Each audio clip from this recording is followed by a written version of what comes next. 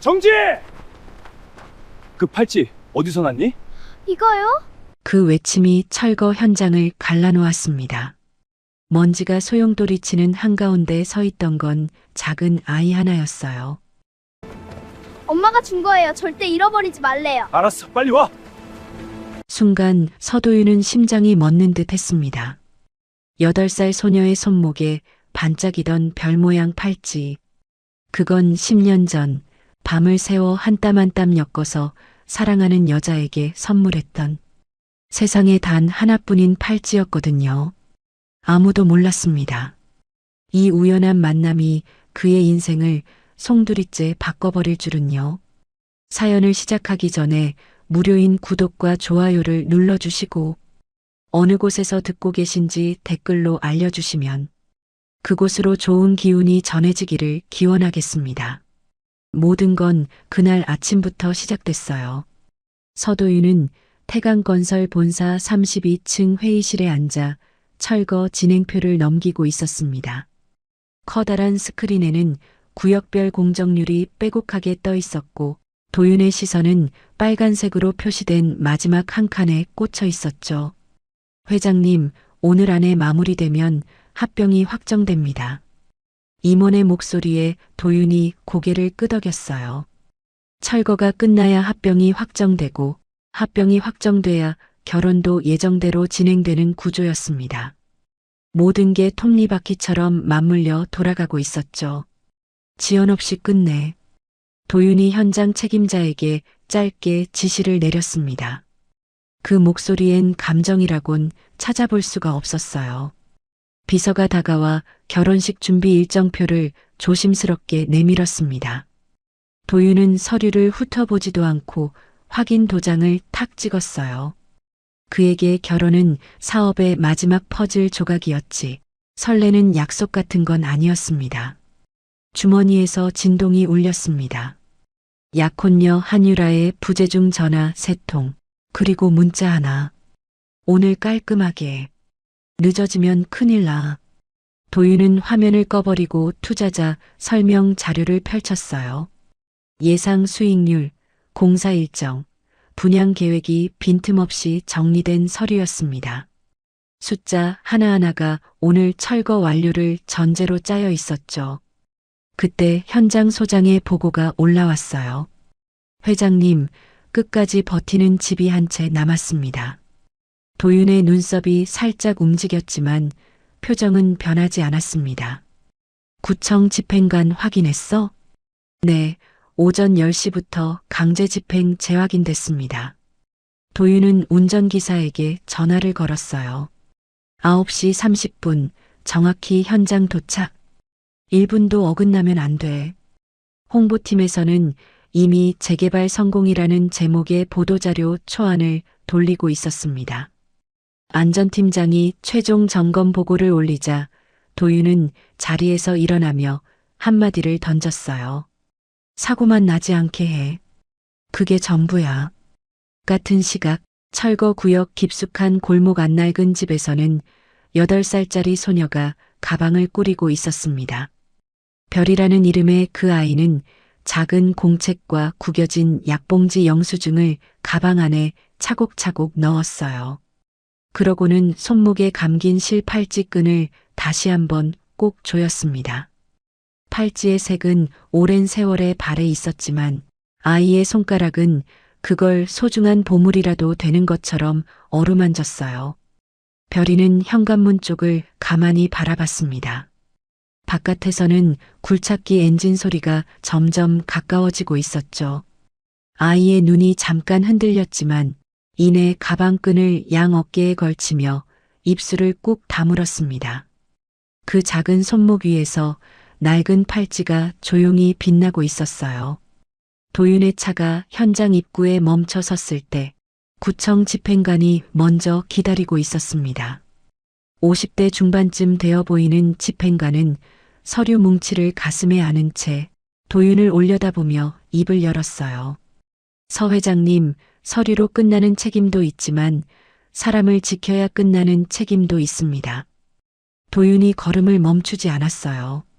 집행관이 반걸음 따라붙으며 목소리를 낮췄습니다. 집이 아니라 삶을 건드리는 일이에요. 그건 아시죠? 우린 법대로 합니다. 도윤은 시선 한 번 주지 않고 대답했어요. 안전모를 쓰는 손끝이 미세하게 떨렸지만 그 떨림을 알아챈 사람은 아무도 없었습니다.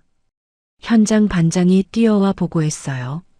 회장님, 펜스 바깥에 아이들이 자꾸 접근합니다. 통제 인원을 늘려야 할 것 같습니다. 펜스 2겹으로 치고 사람 더 배치해. 도윤은 즉시 지시를 내렸지만 아이들이라는 단어에 턱 근육이 한 번 굳었어요. 그건 찰나의 반응이었고 곧바로 다음 서류를 펼치며 지워버렸습니다. 그때 주민 대표가 펜스 너머에서 고함을 질렀어요.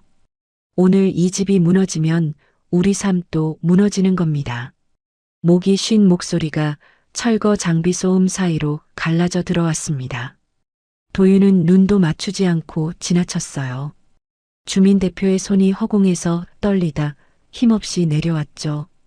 현장을 한 바퀴 돌고 컨테이너 사무실로 들어서자 주머니 안에서 진동이 울렸습니다. 유라였어요. 도윤 씨, 합병은 믿음으로 굴러가는 거야. 중단하면 그 믿음이 깨져. 유라의 목소리는 차분했지만 그 안에 날이 서 있었습니다. 전화를 끊자마자 유라의 아버지 한태식 회장이 보낸 메시지가 떴어요. 합병 계약서에 지연 시 합병 파기 조항이 빨간 밑줄과 함께 첨부돼 있었습니다. 법무팀장이 모니터 화면을 돌려 보여주며 말했어요. 회장님, 지연되면 위약금만 300억 이상 나옵니다. 그쪽에서 칼을 뽑으면 막을 방법이 없어요. 도윤의 시선이 숫자 위에 멈췄습니다. 300억. 그건 회사가 아니라 직원 2,000명의 생계가 걸린 금액이었어요. 내가 책임진다. 도윤은 서류를 덮으며 짧게 말했습니다. 그 한마디에 법무팀장이 더 이상 입을 열지 못했어요. 비서가 조심스럽게 다른 서류를 꺼내 밀었습니다. 회장님, 혹시 참고하실까 해서요. 철거 대신 공공주택으로 전환하는 검토 자료입니다. 도윤은 표지만 한번 보고 돌려보냈어요. 오늘은 원칙대로 간다.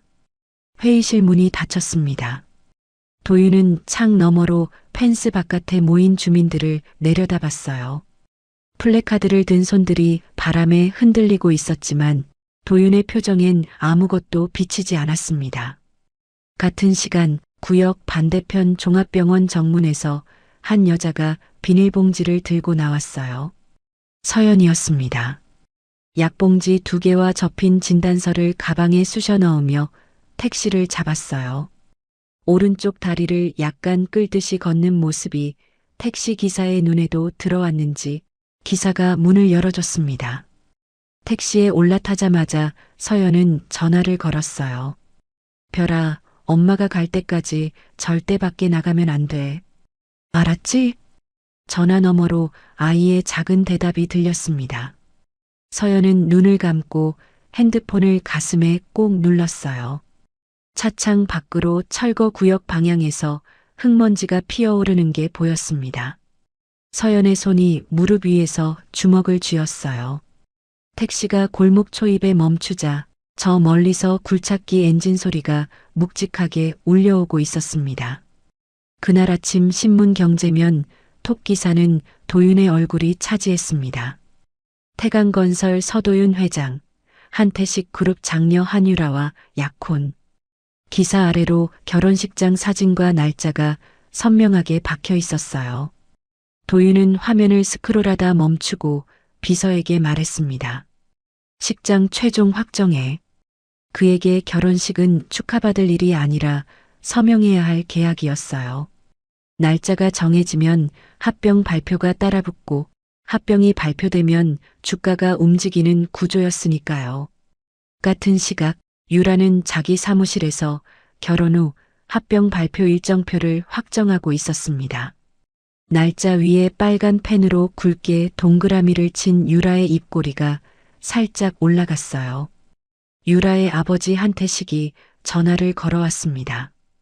오늘 철거가 곧 실례다. 알겠나? 유라가 네, 아버지라고 대답하는 동안 한태식의 목소리는 딸에게 하는 말이라기보다 부하에게 내리는 지시에 가까웠어요. 같은 시각 현장에서는 소장이 유라 측 실무자와 통화를 하고 있었습니다. 네, 오늘 무조건 집행합니다. 걱정 마십시오. 소장은 전화를 끊고 나서야 주변을 둘러봤어요. 아무도 듣지 않았다는 걸 확인하고 안전모를 고쳤었습니다. 그때 비서가 도윤에게 서류 한 장을 가져왔어요. 회장님, 철거 구역 내 아동 거주 신고 기록이 있습니다. 8살 여아 한 명이요. 도윤의 손이 서류 위에서 멈췄습니다. 1초, 2초. 그러고는 서류를 내려놓으며 말했어요. 그래서 더 빨리 끝내야 해. 아이가 있는 곳에서 공사가 길어지면 더 위험하잖아. 그 말에는 틀린 게 없었습니다. 하지만 맞는 것도 아니었어요. 비서는 고개를 숙이고 물러났습니다. 구역 안쪽 골목 끝 서연이 계단을 오르고 있었어요. 오른쪽 다리를 끌 때마다 낡은 계단이 삐걱거렸습니다. 병원에서 돌아온 서연의 손에는 약봉지가 2개 들려 있었어요. 문을 열자 별이 현관에서 기다리고 있었습니다. 아이는 엄마 얼굴을 올려다보며 손목을 내밀었어요. 엄마, 팔찌 안 풀렸지? 봐봐. 서연이 무릎을 굽혀 별의 손목을 확인했습니다. 낡은 실이 여러 겹 감긴 팔찌가 아이의 가는 손목 위에서 간신히 버티고 있었어요. 잘하고 있네. 이 팔찌는 꼭 하고 있어야 해, 알지? 알아요. 이거 엄마가 제일 소중하대요. 별이 팔찌를 어루만지며 웃었습니다. 서연은 그 웃음을 보면서 입술을 깨물었어요. 아이에게 말하지 못한 것들이 목 안쪽에서 뭉쳐 올라왔지만 서연은 삼키듯 고개를 돌렸습니다. 부엌 식탁 위에는 담임 선생님이 보낸 메시지가 떠 있었어요. 내일은 꼭 학교에 보내주세요. 이번이 3번째 결석입니다. 서연은 화면을 끄고 한숨을 삼켰습니다. 보내고 싶어도 보낼 수가 없었어요. 통학로가 철거 구역 한가운데를 관통하고 있었으니까요. 서연은 현관문 옆에 붙은 퇴거 스티커를 바라봤습니다. 노란 종이 위에 찍힌 빨간 도장이 선명했어요.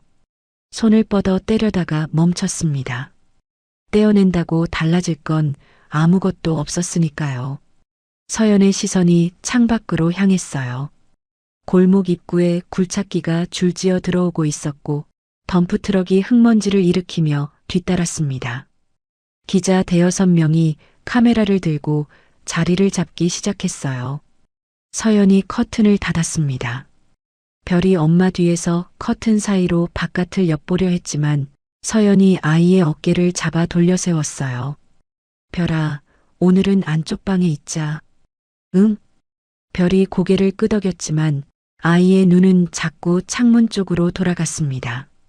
바깥에서 안전모를 쓴 도윤이 차에서 내렸어요. 현장 전체를 한번 둘러본 뒤 낮은 목소리로 말했습니다. 현장으로 간다. 그 한마디에 수행원들이 일제히 움직였어요. 도윤의 구두 뒤꿈치가 자갈을 밟으며 철거선을 향해 걸어갔습니다. 그 발걸음이 골목 끝 커튼을 닫은 집을 향하고 있다는 걸 도윤은 아직 몰랐어요. 도윤이 현장에 도착했을 때 굴착기 3대가 나란히 엔진을 돌리고 있었습니다. 묵직한 진동이 발밑까지 올라왔어요. 도윤은 안전모를 고쳐 쓰고 굴착기 운전석을 직접 확인했습니다. 운전자가 긴장한 얼굴로 고개를 숙이자 도윤이 어깨를 한번 두드리며 짧게 말했어요. 천천히 정확하게. 구청 집행관이 확성기를 들어 올렸습니다. 지금부터 강제 집행을 시작합니다. 구역 내 모든 주민은 즉시 대피해 주십시오. 방송이 골목 안쪽까지 울려 퍼졌어요. 현장 소장이 손을 내저으며 인력을 펜스 안쪽으로 밀어 넣었습니다. 형광 조끼를 입은 작업자들이 줄지어 들어가자 펜스 밖에 모인 주민들 사이에서 웅성거림이 커졌어요. 그 방송 소리가 골목 초입까지 닿았습니다. 서연이 택시에서 내리다 말고 몸이 굳었어요. 약봉지가 든 비닐이 손에서 미끄러질 뻔했습니다. 다리를 절뚝이면서도 서연은 골목을 향해 뛰기 시작했어요. 별아! 숨이 턱까지 차올랐지만 발걸음을 멈출 수가 없었습니다. 바로 그 시각 집 안에서 별이 바닥에 앉아 공책에 그림을 그리고 있었어요. 갑자기 벽이 흔들렸습니다. 천장에서 먼지가 후두둑 떨어지면서 형광등이 깜빡였어요. 별이 놀라서 벌떡 일어나 현관 쪽으로 달려갔습니다. 잠깐 멈칫하더니 다시 돌아와 테이블 위에 놓인 엄마 약봉지를 양손으로 감싸 테이블 아래로 밀어 넣었어요. 약봉지가 깨지면 안 된다는 걸 8살짜리도 알고 있었습니다. 밖에서 고함 소리가 들렸어요. 펜스가 흔들리고 주민 한 명이 넘어지면서 소란이 걷잡을 수 없이 커졌습니다. 그 틈을 타 별이 펜스 아래 좁은 틈으로 빠져나왔어요. 작은 몸이라 가능한 일이었습니다. 경비원이 뒤늦게 발견하고 소리쳤어요. 멈춰. 거기 아이 있다. 별은 멈추지 않았습니다. 철거선 바로 앞까지 뛰어가 두 발을 딱 붙이고 섰어요. 그러고는 손목을 높이 들어 올렸습니다. 낡은 실팔찌가 먼지 섞인 햇빛을 받아 번쩍였어요. 도윤의 시선이 거기에 꽂혔습니다. 얼굴에서 핏기가 빠지면서 입술이 바짝 말랐어요. 손을 들어 올렸습니다. 정지. 그 한마디가 현장을 쪼갰어요. 굴착기가 급정지하면서 쇳소리가 귀를 찢었습니다. 모든 게 얼어붙었어요. 작업자들이 멈추고 카메라를 들던 기자들도 셔터를 누르다 말고 굳었습니다. 정적 속에서 도윤이 한 걸음 앞으로 나왔어요. 무릎을 꿇듯 허리를 숙여 아이와 눈높이를 맞췄습니다. 정지! 그 팔찌 어디서 났니? 이거요? 목소리가 갈라졌어요. 별이 고개를 갸웃하며 도윤을 올려다봤습니다. 엄마가 준 거예요. 절대 잃어버리지 말래요. 알았어, 빨리 와. 도윤의 눈이 흔들렸습니다. 10년 전 밤새 불을 켜고 한 올 한 올 엮어 만든 그 팔찌를 세상 누구보다 잘 아는 건 자기 자신이었으니까요. 그때 뒤에서 거친 숨소리가 들렸어요. 서연이 달려와 별을 뒤에서 끌어안았습니다. 아이를 감싸 안은 서연의 눈이 도윤과 마주쳤어요. 시간이 멈춘 것 같았습니다. 서연의 얼굴에 경계와 두려움이 동시에 스쳤어요. 도윤은 일어서지 못한 채 그 자리에 굳어 있었습니다. 굴착기 엔진이 꺼진 현장 위로 바람만 불어가고 있었어요. 서연이 별을 끌어안고 펜스 뒤로 사라진 뒤에도 도윤은 한동안 그 자리에 서 있었습니다. 현장 소장이 다가와 조심스럽게 말했어요. 회장님, 명령만 내리시면 바로 재개합니다. 도윤은 대답 대신 법무팀장에게 전화를 걸었습니다. 집 한 채만이라도 보류할 수 있어? 법무팀장의 목소리가 단번에 굳었어요. 한번 멈추면 전체 일정이 꼬입니다. 나머지 구역 공정까지 다 밀려요. 도윤이 전화를 끊기도 전에 유라의 연락이 들어왔습니다. 지금 왜 멈춘 거야? 유라의 목소리는 날카로웠어요. 아이가 있었어. 아이. 유라가 잠깐 침묵했습니다. 그리고 목소리를 낮추며 물었어요. 현장에 무슨 일이 있었던 거야? 정확히 말해. 도윤이 말끝을 흐렸습니다. 유라가 짧게 한숨을 내쉬더니 말했어요. 일단 알겠어. 전화가 끊겼습니다. 그로부터 1분도 되지 않아 유라의 문자가 떴어요. 철거 멈추면 합병은 끝이야. 아버지도 같은 생각이야. 도윤은 화면을 내려다보며 입술을 깨물었습니다. 합병이 끝나면 회사가 흔들리고 회사가 흔들리면 2,000명의 직원이 길거리에 나앉게 돼요. 머릿속에서 숫자들이 칼날처럼 돌아갔습니다. 현장 소장이 다시 다가왔어요. 회장님, 구청에서도 재촉하고 있습니다. 지금 결정해 주셔야 합니다. 도윤은 대답하지 않았습니다. 시선이 자꾸 아까 별이 서 있던 자리로 돌아갔어요. 콘크리트 위에 작은 운동화 자국이 찍혀 있었습니다. 그 옆으로 먼지가 내려앉은 자리에 아이의 발이 얼마나 작았는지가 선명하게 남아 있었어요. 도윤이 눈을 감았습니다. 10년 전 새벽 테이블 위 작은 조명 아래에서 시를 엮던 자신의 손이 떠올랐어요. 그때 그 실 팔찌에 담았던 마음이 가슴 깊은 곳에서 다시 올라왔습니다. 눈을 떴을 때 도윤의 목소리는 갈라져 있었지만 단단했어요. 이 집만 보류한다. 구청 집행관한테 공문 요청해. 현장 소장의 눈이 커졌습니다. 회장님, 그러면 전체 일정이 내가 책임진다고 했어. 도윤이 돌아서자 기자 한 명이 카메라를 들이밀었어요. 서 회장님, 왜 멈추신 겁니까? 안전 점검입니다. 도윤은 표정 하나 바꾸지 않고 지나쳤습니다. 하지만 걸음을 옮기면서도 시선은 자꾸만 골목 안쪽을 향했어요. 서연이 별을 안고 사라진 그 좁은 길 끝이 어둡고 깊게 이어져 있었습니다. 도윤이 그쪽으로 발을 옮기려다 멈췄어요. 주민들의 시선이 사방에서 쏟아지고 있었거든요. 비서에게 고개를 돌려 낮게 말했습니다. 오늘 밤에 다시 온다. 비서가 고개를 끄덕이며 수첩에 적었어요. 도윤은 안전모를 벗고 차에 올랐습니다. 차 안에서 도윤은 한참 동안 손목을 내려다봤어요. 자기 손목에는 아무것도 없었습니다. 10년 전 똑같은 실로 두 개를 만들어 하나는 건넸고 하나는 자신이 찼었죠. 자기 것은 언제 잃어버렸는지도 기억나지 않았어요. 그런데 그 아이의 손목에 남아 있었습니다. 색이 바래고 실이 보풀거렸지만 한 올 한 올의 매듭까지 똑같았어요. 도윤이 이마를 핸들 위에 대고 눈을 감았습니다. 같은 시간 유라는 비서에게 전화를 걸고 있었어요.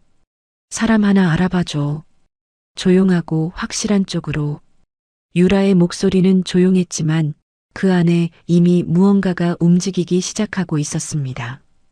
그날 밤 도윤은 구청에 철거 하루 유예를 공식 요청했습니다. 팩스가 나가는 소리를 듣고 나서야 의자 등받이에 몸을 기댔어요. 사무실 조명이 꺼진 층에는 도윤 혼자뿐이었습니다. 창밖으로 도시의 불빛이 흩어져 있었지만 도윤의 눈에는 아무것도 들어오지 않았어요. 손목을 내려다봤습니다. 텅 빈 손목 위로 형광등 불빛만 차갑게 흘렀어요. 도윤은 자리에서 일어나 외투를 집어들었습니다. 밤 9시가 넘은 골목은 가로등 하나의 의지에 겨우 길을 보여주고 있었어요. 낮에는 굴착기 소음으로 가득했던 곳이 밤이 되니 이상할 만큼 고요했습니다. 도윤이 서연의 집 앞에 섰어요. 낡은 철문에 퇴거 스티커가 반쯤 벗겨진 채 붙어 있었습니다. 주먹을 들어 문을 두드렸어요.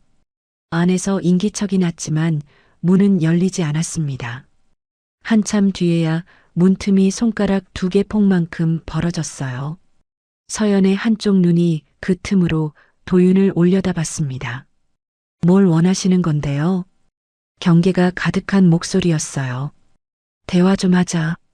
대화요? 서연이 짧게 웃었습니다. 웃음이라기보다는 한숨에 가까웠어요. 우린 철거만 안 당하면 됩니다. 그것만 해주세요. 문이 닫혔습니다. 자물쇠 걸리는 소리가 골목에 울렸어요. 도윤은 문 앞에 서서 한동안 움직이지 않았습니다. 그러다 외투 안주머니에서 서류 봉투 하나를 꺼냈어요. 임시 거주권 관련 서류였습니다. 봉투를 문 아래 틈으로 밀어 넣었어요. 안쪽에서 봉투가 바닥에 스치는 소리가 났습니다.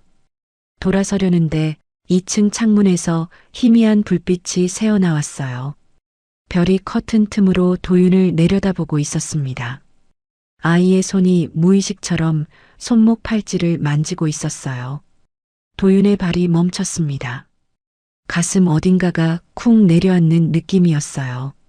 아이의 얼굴이 커튼 뒤로 사라지고 나서야 도윤은 천천히 골목을 빠져나왔습니다. 서연은 문 앞에 쭈그려 앉아 봉투를 들어 올렸어요. 찢으려다 손을 멈췄습니다. 한참을 들여다보더니 식탁 서랍 안쪽 깊숙이 밀어 넣었어요. 버리지는 않았습니다. 그 다음 날 아침 유라는 이미 한 발 앞서 움직이고 있었습니다. 전날 밤 연결된 번호로 전화를 건 사람에게서 첫 번째 보고가 도착했어요. 서연의 이름, 과거 주소 이력, 현재 거주지. A사 한 장 분량의 간략한 보고서가 유라의 책상 위에 놓였습니다. 유라는 서류를 읽으며 입꼬리가 살짝 올라갔어요. 하지만 그건 웃음이 아니었습니다. 핸드폰을 들어 도윤에게 전화했어요. 도윤 씨, 어젯밤에 그 여자 만났지? 도윤의 숨이 멈칫했습니다. 현장 문제 때문에 잠깐 들렀어. 거짓말. 유라의 목소리가 칼처럼 잘랐어요. 나한테 거짓말하면 안 되는 거 알잖아. 도윤이 입을 다물었습니다. 유라가 한 박자 쉬더니 톤을 바꿨어요. 내일 아버지랑 같이 협력사회에 잡았어. 도윤 씨도 참석해야 해. 통보였습니다. 의논이 아니라 결정을 알려주는 목소리였어요. 전화가 끊긴 뒤 도윤의 손에서 핸드폰이 천천히 내려왔습니다. 같은 시각 한태식 회장이 한성그룹 본사에서 직접 지시를 내리고 있었어요. 태강 쪽 자금 집행 보류해. 철거 재개 확인될 때까지 한 푼도 내보내지 마. 재무팀장이 고개를 숙였습니다. 회장님, 그러면 태강 쪽 현장 운영비가. 그게 내 알바야? 한태식의 손가락이 책상을 톡톡 두드렸어요. 그 리듬이 멈추자 회의실이 얼어붙었습니다. 오후가 되자 태강건설 재무팀의 첫 번째 보고가 올라왔어요. 회장님, 한성 쪽에서 자금 집행을 걸었습니다. 돈줄이 막혔어요. 도윤의 손이 서류 위에서 멈췄습니다. 이마에 힘이 들어가면서 미간이 깊게 접혔어요. 유라와 한태식이 동시에 조이기 시작한 겁니다. 합병이라는 이름의 밧줄이 도윤의 목 위로 천천히 올라오고 있었어요. 도윤은 비서를 불렀습니다. 현장 소장 통화 내역 확보해. 최근 2달치 전부. 비서가 눈을 크게 떴지만 곧 고개를 숙이며 나갔어요. 도윤은 뭔가를 느끼고 있었습니다. 현장 소장이 유라 쪽과 따로 움직이고 있다는 낌새를요. 저녁이 되자 도윤은 다시 골목으로 향했습니다. 어젯밤과 같은 시간, 같은 가로등 아래에 섰어요. 이번에는 문을 두드리지 않았습니다. 대신 봉투 하나를 더 꺼내 문 아래로 밀어 넣었어요. 안에는 별이 다닐 수 있는 인근 학교 목록과 임시 거주 기간 동안의 지원 안내서가 들어 있었습니다. 돌아서는데 뒤에서 문이 열리는 소리가 났어요. 서연이 문턱에 기대선 채 봉투를 들고 있었습니다. 찢지 않았어요. 어젯밤 것도 오늘 것도. 서연이 도윤의 등을 바라보며 낮게 말했습니다. 왜 이러는 건데? 도윤이 멈춰섰지만 돌아보지는 않았어요. 내일 공청회 참석 일정 잡으려고. 전환안이라는 게 있어. 전환안? 철거 대신 다른 방법. 자세한 건 나중에. 도윤은 그 말만 남기고 골목을 나갔습니다. 서연은 문을 닫지 않은 채 한참 서 있었어요. 봉투 2개를 가슴에 안고 차가운 밤 공기를 들이마셨습니다. 2층 창문에서 별이 또 내려다보고 있었어요. 이번에는 아이의 입가에 작은 미소 같은 것이 떠올라 있었습니다. 서연이 올려다보며 말했어요.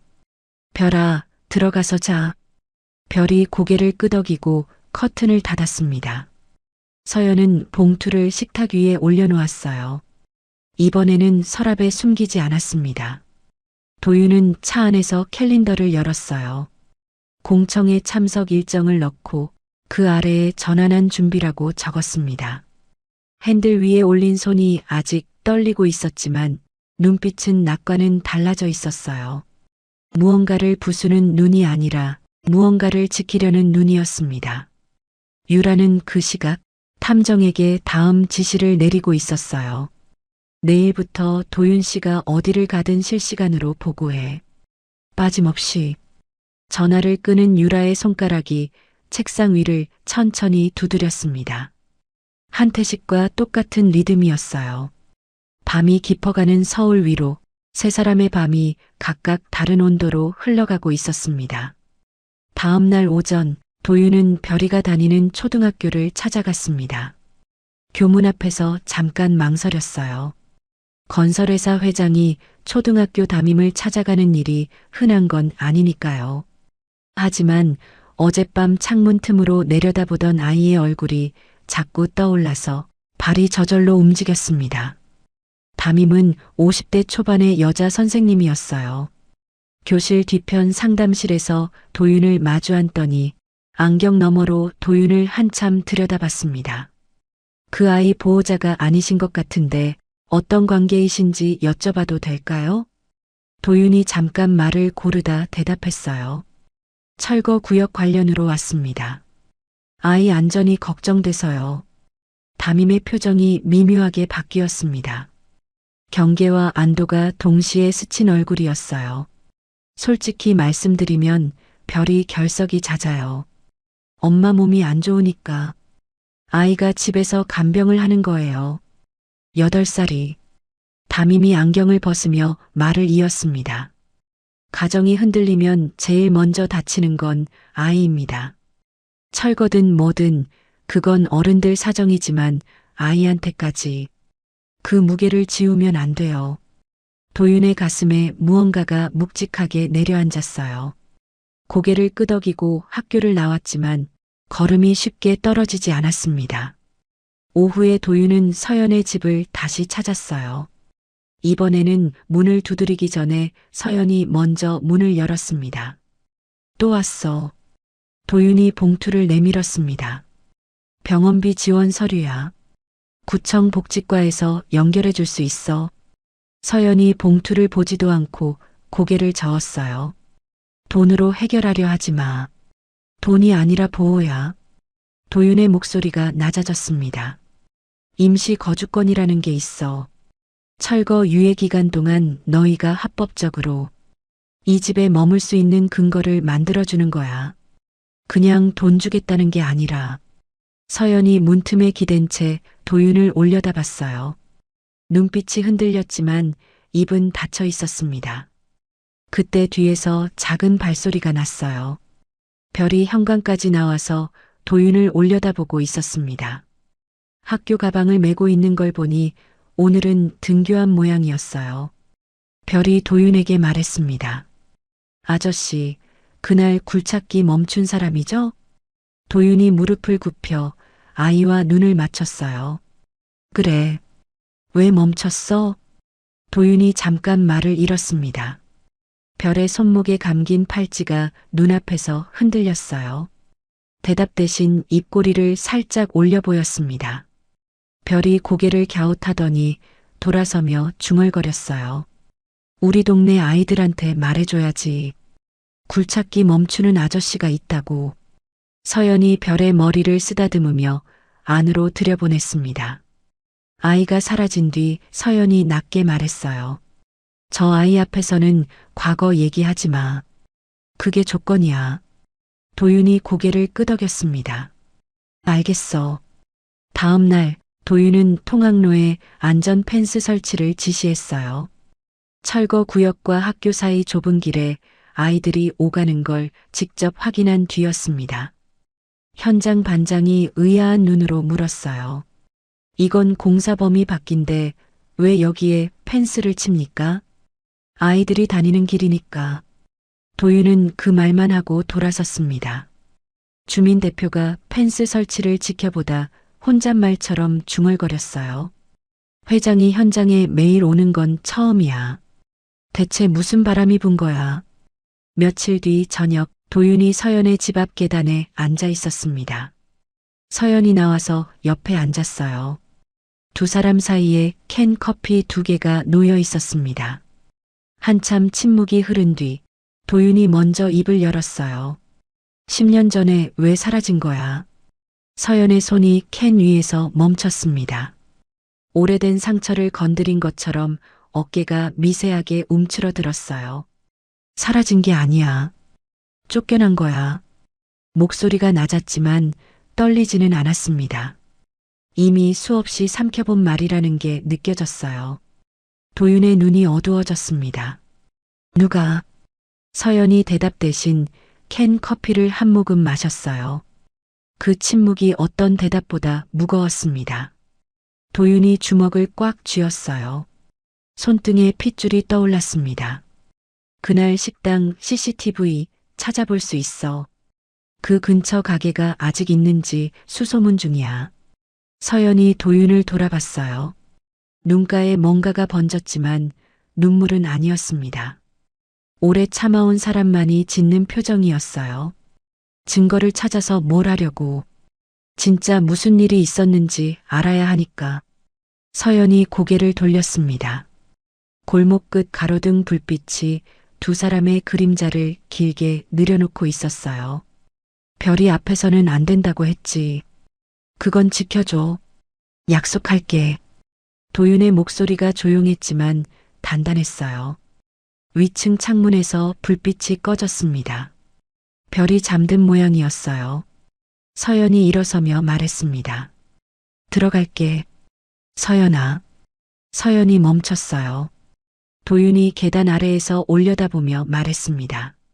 그 팔찌, 별이 소중하게 차고 있더라. 서연의 등이 한순간 굳었습니다. 대답 없이 문이 닫혔어요. 하지만 문이 닫히기 직전 서연의 입술이 아주 작게 움직이는 게 보였습니다. 소리는 나지 않았지만 도윤은 그게 고마워라는 말이라는 걸 알았어요. 다음 날 아침 담임이 학부모 단체 메시지를 보냈습니다. 공공주택 전환 관련 공청회가 열립니다. 관심 있으신 학부모님들은 참석 부탁드립니다. 서연은 그 메시지를 읽고 한참을 화면을 들여다봤어요. 그러더니 별의 가방을 열었습니다. 공책 아래쪽에 여벌 옷 한 벌과 상비약 그리고 비상 연락처를 적은 쪽지를 챙겨 넣었어요. 공청회라는 말을 믿고 싶으면서도 혹시 모를 내일을 대비하는 엄마의 손은 멈추지 않았습니다. 가방 지퍼를 닫으며 서연은 창밖을 바라봤어요. 새로 세워진 안전 펜스가 통학로를 따라 길게 이어져 있었습니다. 서연의 입가에 알 수 없는 표정이 스쳤어요. 안도인지 불안인지 아마 서연 자신도 구분하지 못했을 겁니다. 도윤은 그 주 내내 현장에 나왔습니다. 철거가 아니라 보수를 위해서였어요. 서연의 집을 포함한 자녀 가옥 세 채에 긴급 단열재를 붙이고 고장난 보일러를 교체하는 작업이었습니다. 현장 인부들은 어리둥절한 표정이었어요. 부수라고 했다가 고치라고 하니 고개를 갸웃하면서도 묵묵히 손을 움직였습니다. 별이 학교에서 돌아오자 집안이 달라져 있었어요. 바닥에서 올라오던 찬 기운이 사라지고 난방기에서 따뜻한 바람이 나오고 있었습니다. 별이 난방기 앞에 배를 깔고 엎드려 숙제를 펼쳤어요. 공책을 펴는데 연필심이 부러졌습니다. 도윤이 주머니에서 연필 한 자루를 꺼내 건넸어요. 언제 준비해뒀는지 깎아놓은 새 연필이었습니다. 받아쓰기야? 별이 고개를 끄덕였어요. 엄마가 불러줘야 하는데 엄마 지금 약 먹고 누웠어. 도윤이 잠깐 멈칫하더니 별 옆에 앉았습니다. 공책을 들여다보며 말했어요. 아저씨가 불러줄까? 별의 눈이 동그래졌습니다. 그러더니 연필을 꼭 쥐고 자세를 바로잡았어요. 가족. 도윤이 첫 단어를 불렀습니다. 별이 또박또박 썼어요. 획 하나 삐뚤어질 때마다 지우개로 꼼꼼히 지우고 다시 쓰는 모습이 도윤의 가슴 한편을 조용히 데웠습니다. 약속? 약속? 별이 따라 말하며 연필을 움직였어요. 소중한 별이 멈칫했습니다. 입술을 오물거리더니 고개를 갸웃했어요. 소중한 어려워. 천천히 해. 소중한. 별이 혀끝을 내밀며 한 글자씩 적었습니다. 다 쓰고 나서 도윤을 올려다보며 활짝 웃었어요. 그 웃음에 도윤의 눈시울이 살짝 붉어졌지만 아이가 눈치채기 전에 고개를 돌렸습니다. 안방에서 서연이 문틈으로 두 사람을 지켜보고 있었어요. 이불을 턱까지 끌어올린 채 누워 있었지만 눈은 떠 있었습니다. 별이 웃는 소리에 서연의 입가가 아주 미세하게 떨렸어요. 그 다음 날부터 도윤은 움직임을 바꿨습니다. 주민들에게 일괄 지급하던 이사비를 임시 거주 지원 형태로 전환했어요. 떠나라고 돈을 쥐어주는 대신 머무는 동안 필요한 것을 채워주는 방식이었습니다. 건축팀에게 지시를 내렸어요. 철거 대신 리모델링이 가능한 동을 골라내. 구조가 살아있는 건물이 분명히 있을 거야. 건축팀장이 도면을 펴며 말했습니다. 새 동은 골조가 괜찮습니다. 보강하면 충분히 살릴 수 있어요. 도윤이 그 도면 위에 빨간 펜으로 동그라미를 쳤어요. 구청 실무자와 만나 예산 매칭 구조를 설명했습니다. 민간이 리모델링 비용 70%를 부담하고 구청이 공공임대 지원 30%를 매칭하는 구조입니다. 주민은 한 푼도 내지 않아요. 구청 실무자가 계산기를 두드리며 고개를 끄덕였어요. 숫자는 맞네요. 다만 상급 결제가 필요합니다. 공청회에서 발표하겠습니다. 그때까지 검토만 부탁드려요. 도윤이 실무자와 악수하고 나오는데 핸드폰에 사진 한 장이 도착해 있었어요. 유라가 보낸 것이었습니다. 도윤이 밤에 골목집 앞에 서 있는 뒷모습이 찍힌 사진이었어요. 탐정이 찍은 게 분명했습니다. 사진 아래에 문자가 한 줄 붙어 있었어요. 매일 밤 그 집에 가는 거 다 알고 있어. 도윤의 턱에 힘이 들어갔습니다. 사진을 한참 보다가 화면을 껐어요. 유라는 그날 오후 언론사 사회부 기자 한 명과 점심을 했습니다. 아직은 아니야. 근데 타이밍 되면 쓸거리가 있을 거야. 유라가 와인잔을 돌리며 말했어요. 재개발 지연이 회장 개인 사정 때문이라는 각도면 기사같이 있지 않아? 기자의 눈이 반짝였습니다. 유라가 미소를 지었지만 눈은 웃지 않았어요. 같은 시각 한태식이 직접 협력사 대표들에게 전화를 돌리고 있었습니다. 태강이랑 신규 계약은 좀 보류해. 내가 따로 연락할 때까지. 협력사 대표가 조심스럽게 물었어요. 혹시 합병 쪽에 문제가 생긴 겁니까? 문제는 없어. 그냥 기다려. 한태식의 목소리는 평온했지만 그 평온함이 오히려 더 무서웠습니다. 오후 늦게 태강건설의 첫 번째 계약 보류 통보가 도착했어요. 이어서 두 번째, 세 번째. 1시간 만에 3건이 동시에 걸렸습니다. 임원 회의실이 술렁였어요. 회장님, 이러다 하반기 수주가 전부 날아갑니다. 협력사들이 눈치를 보기 시작하면 연쇄로 빠져요. 지금 당장 손을 써야 합니다. 임원들의 목소리가 점점 높아졌습니다. 도윤은 서류를 한 장 꺼내 테이블 위에 펼쳤어요. 이거 봐. 숫자가 빼곡한 표였습니다. 공공주택 전환 모델의 예상 수익 구조가 적혀 있었어요. 철거하고 신축하면 3년, 전환하면 1년 반. 공사비는 40% 줄고 공공지원금이 붙어. 임대 수익까지 합치면 오히려 이쪽이 숫자가 커. 임원들이 표를 들여다봤습니다. 반신반의하는 표정이었지만 숫자 자체를 부정하기는 어려웠어요. 전환안으로 더 크게 살립니다. 합병 없이도. 도윤이 회의실을 나왔을 때 복도 끝에서 비서가 기다리고 있었어요. 회장님, 서연 씨 집 앞에 낯선 남자가 서성이고 있다는 제보가 들어왔습니다. 도윤의 걸음이 멈췄어요. 누구야? 확인 중입니다. 주민이 찍은 사진이 있는데 선글라스에 모자를 깊이 눌러 쓴 남자입니다.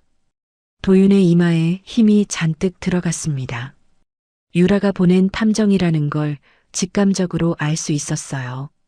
같은 시간 서연은 부엌에서 설거지를 하다 창밖을 내다봤습니다. 골목 어귀에 서 있는 남자가 보였어요. 서연이 수도꼭지를 잠그고 커튼을 천천히 당겼습니다. 심장이 빠르게 뛰었지만 표정은 담담했어요. 이런 상황에 익숙한 사람의 반응이었습니다. 별이 방에서 나오며 물었어요.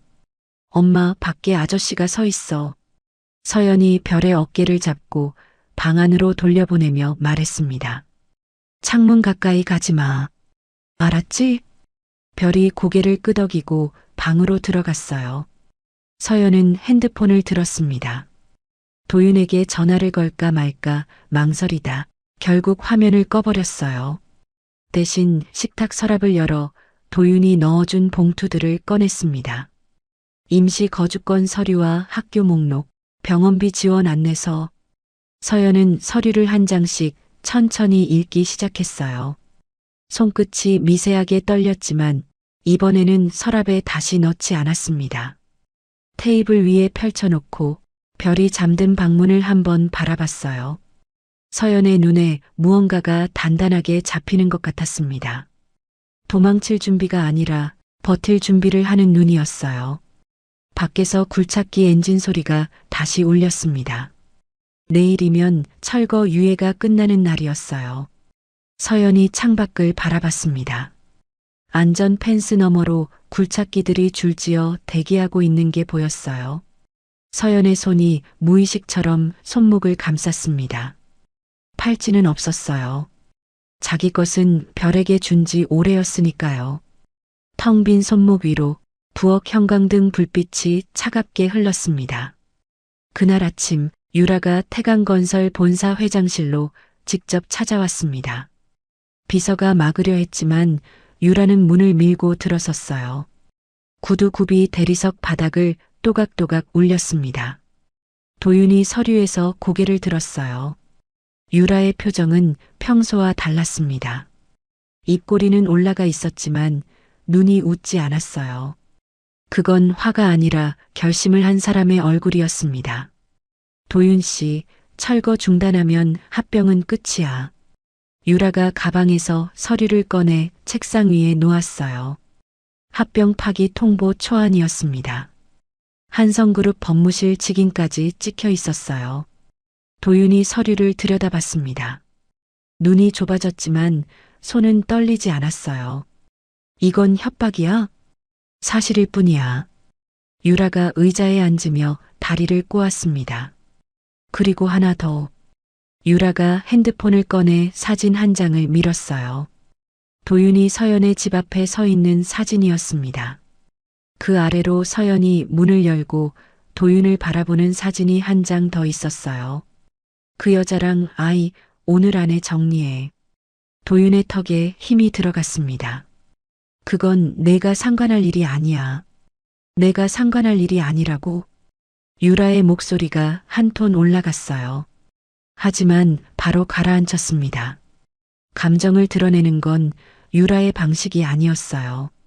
도윤 씨, 나는 아버지한테 할 만큼 했어. 이 합병 살리려고 내가 얼마나 뛰었는지 몰라. 근데 도윤 씨가 이러면 나도 방법이 없어. 유라가 자리에서 일어서며 마지막으로 말했습니다. 오늘 안에 답 줘. 아니면 내가 답을 만들 거야. 구두 소리가 멀어지고 문이 닫혔어요. 도윤은 한참 동안 책상 위 사진을 내려다봤습니다. 주먹을 쥐었다 펴기를 반복하더니 비서를 불렀어요. 유라 쪽 일정 전부 취소해. 그리고 한태식 회장한테 면담 요청 넣어. 비서가 놀란 눈을 했지만 고개를 숙이고 나갔습니다. 같은 시각 유라는 이미 다음 수를 두고 있었어요. 차 안에서 탐정에게 전화를 걸었습니다. 서연이라는 여자 직접 만날 거야. 장소 잡아줘. 사람 없는 곳으로. 1시간 뒤 시내 한 카페에서 유라와 서연이 마주 앉았습니다. 서연은 유라가 누군지 몰랐어요. 탐정이 복지 상담사를 사칭해 연락했고 서연은 별의 지원 서류 문제라는 말에 나온 것이었습니다. 유라가 먼저 커피를 밀어주며 입을 열었어요. 단도직입으로 말할게요. 서연이 커피에 손도 대지 않은 채 유라를 바라봤습니다. 유라가 가방에서 수표 한 장을 꺼내 테이블 위에 놓았어요. 금액이 적혀 있었습니다. 서연의 눈이 숫자 위에서 멈췄어요. 이 돈 받고 아이 데리고 사라져요. 서울 말고 다른 곳으로. 연락처도 바꾸고. 서연의 표정이 천천히 굳어졌습니다. 당신이 누군데요? 서도윤 씨 약혼녀예요. 카페 안의 공기가 한순간 얼어붙었어요. 서연의 손이 테이블 아래에서 주먹을 쥐었습니다. 도윤 씨한테 방해되는 거 당신도 알잖아요. 깨끗하게 정리하자고요. 서연이 수표를 집어들었습니다. 유라의 입꼬리가 올라갔어요. 하지만 서연은 그 수표를 반으로 접더니 다시 반으로 접고 유라의 커피잔 옆에 내려놓았습니다. 구걸은 안 해. 예전에도 안 했고 지금도 안 해. 서연의 목소리는 낮았지만 한 글자도 흔들리지 않았어요. 유라의 눈이 가늘어졌습니다. 미소가 사라지면서 진짜 얼굴이 드러났어요. 그럼 이건 어때요? 유라가 서류 한 묶음을 꺼냈습니다. 아동보호시설 이송 관련 의견서였어요. 서연의 이름과 별의 이름이 적혀 있었습니다. 미혼모의 무직 건강도 안 좋고 아이 결석은 작고 이 정도면 보호시설로 갈 수도 있어요. 서연의 얼굴에서 핏기가 빠졌습니다. 심장이 귀까지 뛰는 게 느껴졌어요. 하지만 눈은 피하지 않았습니다. 그렇게까지 할 거야? 서연의 말투가 바뀌었어요.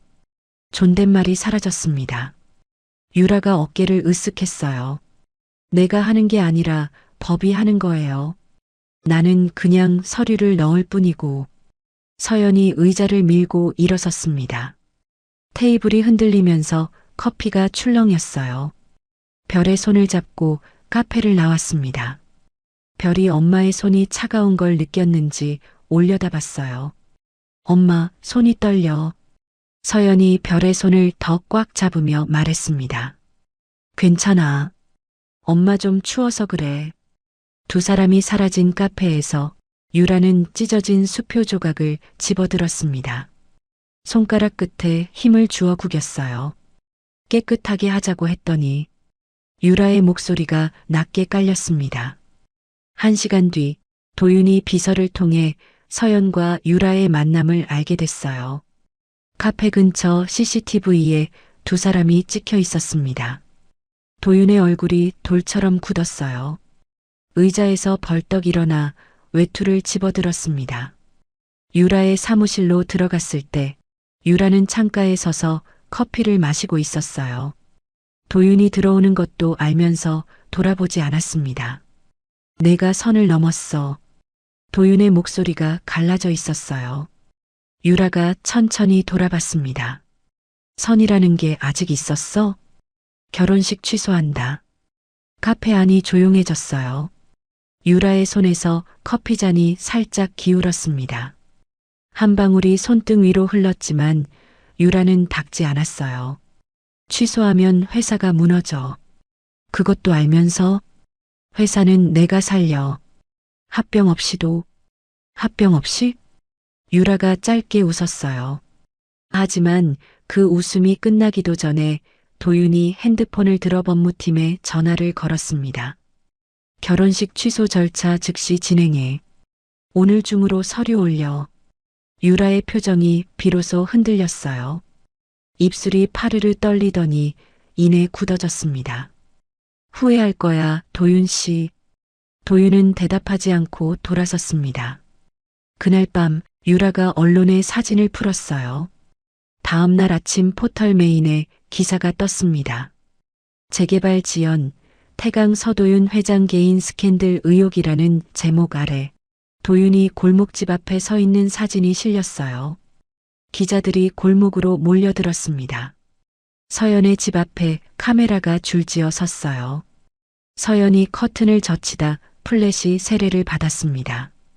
놀라서 커튼을 놓는 바람에 창문이 잠깐 열렸고 그 틈으로 카메라 셔터 소리가 쏟아져 들어왔어요. 별이 거실에서 그 소리를 듣고 귀를 막았습니다. 양손으로 귀를 꽉 누르고 소파 뒤에 웅크렸어요. 몸이 작게 떨렸습니다. 엄마. 별의 울음소리에 서연이 달려왔어요. 아이를 안아 올리며 욕실로 들어가 문을 잠갔습니다. 별의 울음이 욕실 타일 벽에 부딪혀 울렸어요. 서연이 아이의 머리를 감싸 안으며 속삭였습니다. 괜찮아. 엄마가 여기 있어. 아무 일도 안 돼. 하지만 서연의 눈 위로 눈물이 흘렀어요. 아이에게 보이지 않도록 천장을 올려다보며 입술을 깨물었습니다. 같은 시간 구청에서 현장으로 공문이 내려왔어요. 철거 재개 공문 예고. 유예기간 만료에 따른 집행 재개 준비를 통보하는 내용이었습니다. 현장 소장이 공문을 들고 컨테이너 앞에 섰어요. 굴착기 기사들에게 시동 준비를 지시했습니다. 엔진 소리가 다시 골목 안쪽까지 울렸어요. 도윤은 회사에서 기사를 보고 있었습니다. 화면을 내리는 손가락이 멈추지 않았어요. 댓글에는 도윤을 비난하는 말들이 끝없이 올라오고 있었습니다. 도윤이 화면을 끄고 창밖을 바라봤어요. 서울의 하늘이 잿빛으로 낮게 내려앉아 있었습니다. 주먹을 꽉 쥐었어요. 손톱이 손바닥을 파고들었지만 아프지 않았습니다. 지금 무너지면 전부 끝이었어요. 서연도, 별이도, 주민들도, 회사도.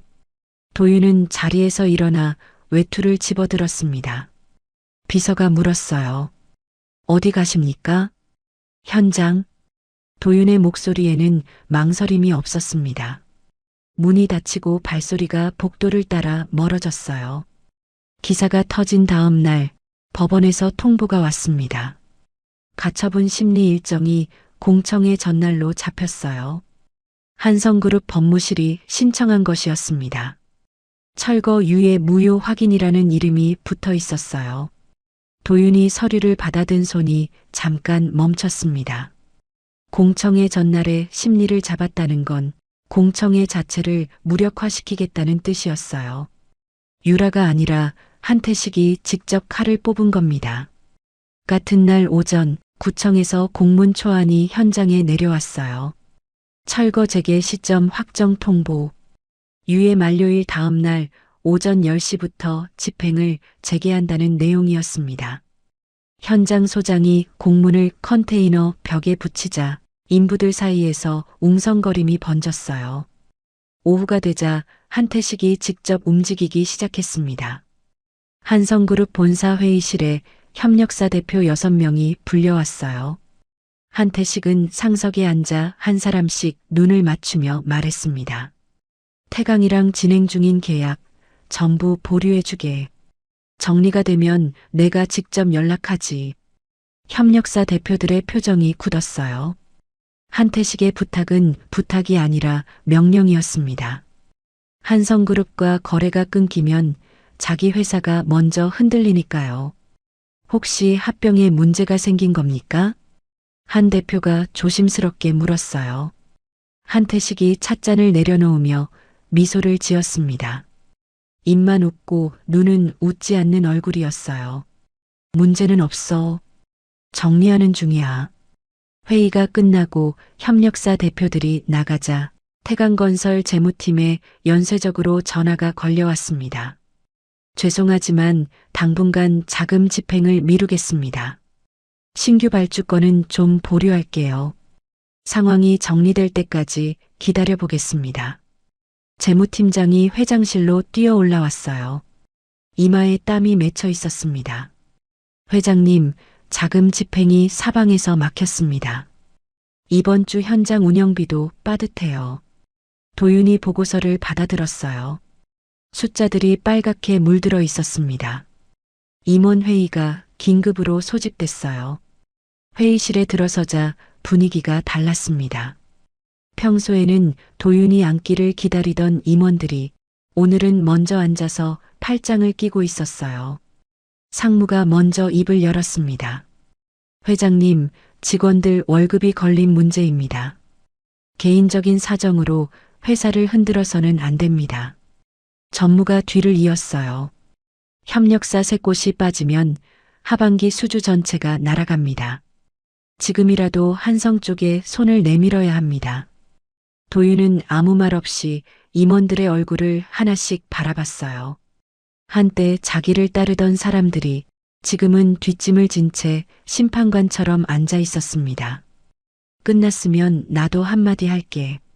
도윤이 서류 한 부를 꺼내 테이블 중앙에 놓았어요. 전환 모델 수익표야. 합병 없이도 회사가 굴러갈 수 있는 구조가 여기 있어. 임원들이 서류를 들여다봤습니다. 하지만 눈빛은 반신반의였어요. 숫자보다 불안이 더 크게 자리 잡고 있었습니다. 도윤이 회의실을 나왔을 때 비서가 긴장된 얼굴로 다가왔어요. 회장님, 현장 소장 통화 내역 확보했습니다. 도윤이 발걸음을 멈췄습니다. 비서가 태블릿을 내밀었어요. 현장 소장의 최근 2달치 통화 기록이 정리돼 있었습니다. 그 안에 유라 측 실무자 번호가 23번 찍혀 있었어요. 열흘 전부터 통화가 급격히 늘었습니다. 그리고 이것도요. 비서가 화면을 넘겼어요.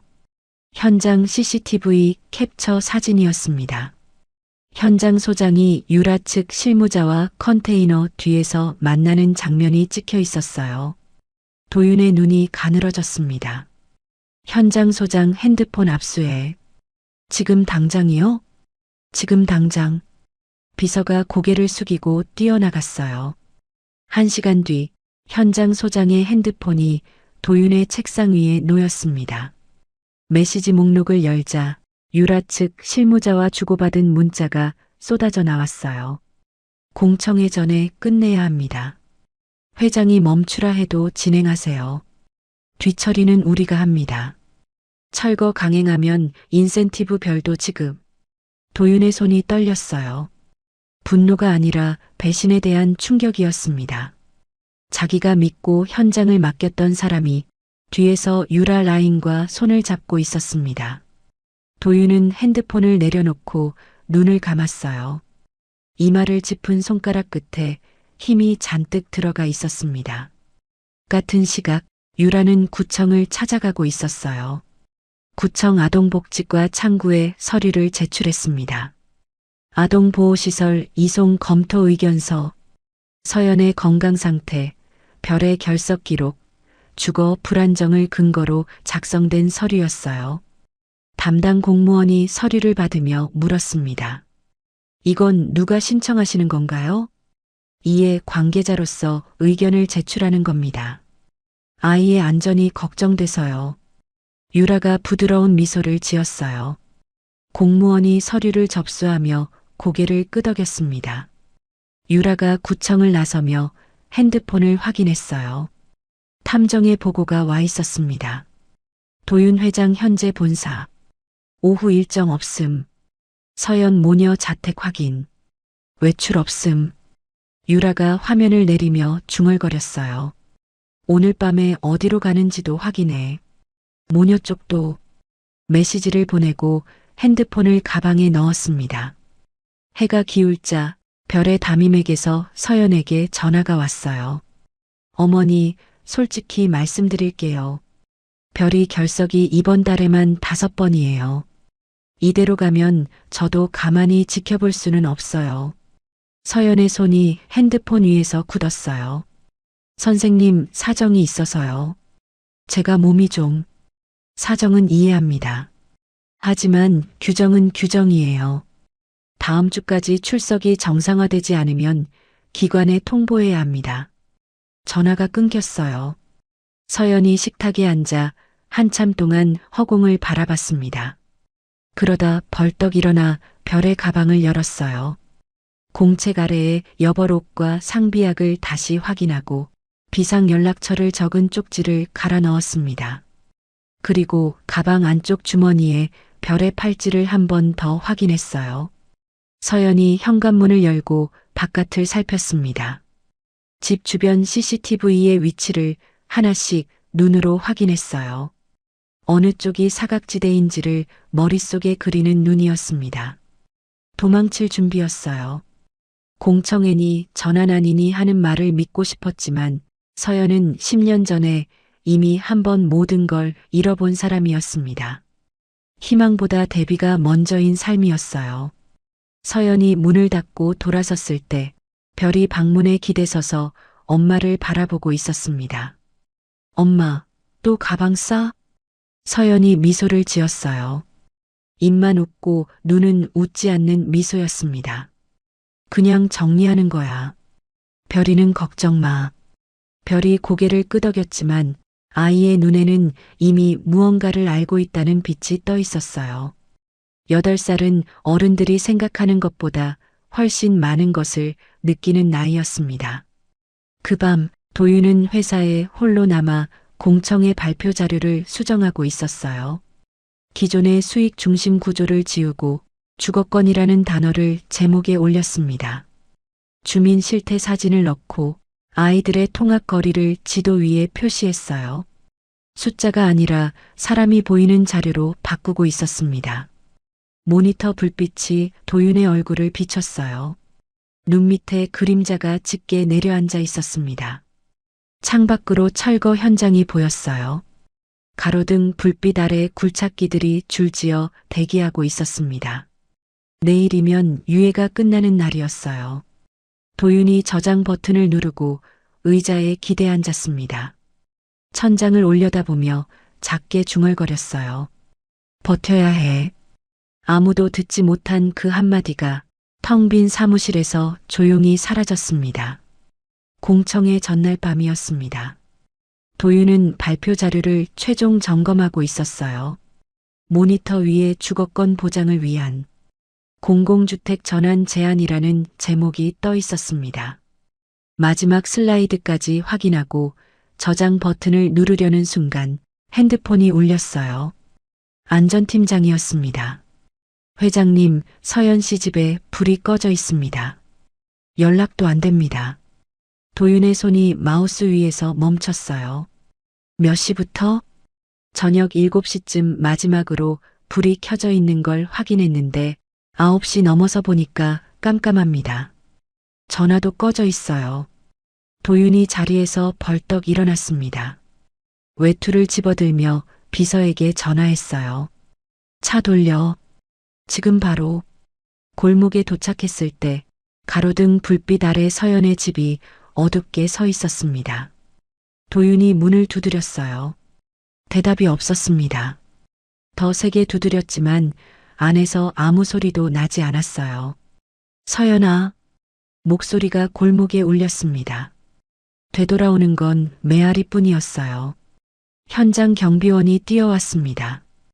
회장님, 옆집 주민 말로는 저녁 무렵에 서연 씨가 큰 가방을 들고 나갔다고 합니다. 아이도 가방을 메고 있었다고요. 도윤의 얼굴이 하얗게 변했어요. 문을 밀자 잠기지 않은 문이 열렸습니다. 집안은 텅 비어 있었어요. 식탁 위에 놓여 있던 봉투들이 사라져 있었습니다. 옷장문이 반쯤 열려 있었고 서랍이 비어 있었어요. 거실 바닥에 별의 가방 하나가 떨어져 있었습니다. 별 모양 스티커가 빼곡하게 붙은 작은 가방이었어요. 급하게 나가면서 떨어뜨린 것 같았습니다. 도윤이 가방을 집어들었어요. 안에는 공책 한 권과 색연필 몇 자루가 들어 있었습니다. 공책을 펼치자 별이 그린 그림이 보였어요. 집 한 채와 그 앞에 서 있는 세 사람. 큰 남자, 여자, 그리고 작은 아이. 아이의 손목에 노란색으로 팔찌가 그려져 있었습니다. 도윤의 시야가 흐려졌어요. 가방을 가슴에 안고 잠시 움직이지 못했습니다. 안전팀장에게 전화했어요. 마지막 위치 추적해. 서연 핸드폰, 별이 키즈폰, 전부 다. 둘 다 전원이 꺼져 있어서 마지막 접속. 기지국만 확인됩니다. 집 근처가 마지막이에요. 도윤이 경찰에 실종 신고를 넣었습니다. 신고를 접수한 경찰이 물었어요. 실종자와의 관계가 어떻게 되십니까? 도윤이 잠깐 말을 잃었어요. 관계를 뭐라고 해야 할지 몰랐습니다.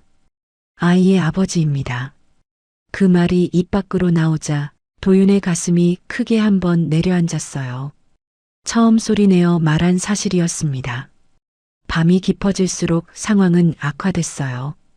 법원에서 가처분 심리 결과가 내려왔습니다. 철거 유예 무효. 재개가 가능하다는 결정이었어요. 새벽 1시 구청 담당자가 현장에 공문을 붙였습니다. 오늘 오후 3시 강제 집행 재개. 현장 소장이 공문 앞에서 인부들을 모았어요. 내일 오후 3시에 시작한다. 장비 점검 끝내놔. 그 시각 한태식이 한성그룹 홈페이지에 공시를 올렸습니다. 태강건설과의 합병 협의를 공식 파기한다는 내용이었어요. 새벽 2시 협력사에서 계약 해지 통보가 도착했습니다. 재무팀장이 새벽에 전화를 걸어왔어요. 회장님, 이대로면 다음 주 급여 지급이 어렵습니다. 도윤은 전화를 받으면서도 한 손으로 운전대를 잡고 있었어요. 서연이 갈 만한 곳을 떠올리며 차를 몰고 있었습니다. 새벽 4시 임원 단체 메시지가 올라왔어요. 회장님의 자발적 사임을 요청합니다. 더 이상 회사를 개인 사정으로 끌고 갈 수 없습니다. 도윤은 메시지를 읽고 화면을 껐어요. 현장 소장에게서도 연락이 왔습니다. 회장님, 이제 회장님 뜻과 상관없이 집행이 진행됩니다. 구청 공문이 나왔으니까요. 도윤은 대답하지 않고 전화를 끊었어요. 날이 밝아왔습니다. 포털에 새로운 기사가 올라왔어요. 도윤 회장 스캔들로 재개발 차질, 합병 파기, 협력사 이탈. 기자들이 태강건설 본사 앞에 모여들었습니다. 도윤은 본사로 가지 않았어요. 별의 학교로 갔습니다. 담임을 찾아가 물었어요. 별이 어제 학교에 왔습니까? 담임이 고개를 저었습니다. 어제도 결석이었어요. 연락도 안 됐고요. 도윤이 학교 CCTV 확인을 요청했어요. 담임이 교감에게 연락해 CCTV를 열어줬습니다. 화면을 돌려보다 담임이 멈췄어요. 잠깐, 이거요. 전날 저녁 학교 앞 CCTV에 서연과 별이 찍혀 있었습니다. 큰 가방을 든 서연이 별의 손을 잡고 학교 앞을 지나가고 있었어요.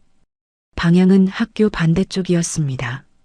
담임이 화면을 확대하며 말했어요. 이 방향이면 터미널 쪽이에요. 도윤이 의자에서 벌떡 일어났습니다. 감사합니다. 차에 올라타며 비서에게 전화했어요. 터미널. 지금 바로. 터미널에 도착했을 때 도윤은 매표소부터 확인했습니다. 어젯밤에 여자 한 명이랑 8살쯤 되는 여자아이 표 사지 않았습니까? 매표소 직원이 CCTV를 확인해 줬어요. 저녁 8시 45분 서연이 별의 손을 잡고 매표소 앞에 서 있는 장면이 찍혀 있었습니다. 8시 50분 출발 완행버스. 행선지는 강원도 방면이었어요. 도윤이 화면을 들여다봤습니다. 서연이 별의 가방 끈을 고쳐매주는 모습이 보였어요. 별이 고개를 들어 엄마를 올려다보고 있었습니다. 버스는 이미 10시간 전에 떠난 뒤였습니다. 도윤이 터미널 의자에 주저앉았어요. 두 손으로 얼굴을 감쌌습니다.